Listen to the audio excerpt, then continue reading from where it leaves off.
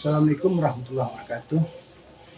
Bertemu lagi kita dengan perjalanan mencari jejak-jejak ulama di tanah Minangkabau, khususnya di Luak Nogyo ini. Sekarang kita berada di depan makam Syekh Abdul Halim Lungguh. Lokasinya di Tiakar, dekat simpang SMA 1, atau dari arah pasar, maka kita belok kiri. Nanti di ujung jalan itu ada ketemu surau Mungguh.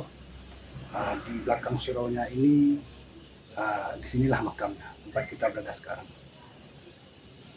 Syekh Abdul Halim ini berasal dari daerah Persia. Beliau memiliki berapa orang anak. Salah satu anaknya yaitu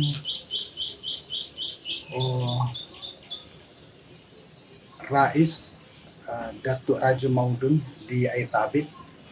Beliau dulu pernah menjadi Angku Palo, Kepala Nagari di Air Tabib. Dan setelah anaknya ada lagi Kamardi Rais Datuk Semundi. Beliau pernah menjadi ketua Elkam Sumpar. Dan sekarang kita berada di depan makamnya. Sampai sekarang kami belum bisa menelusuri apa tarikh dari beliau,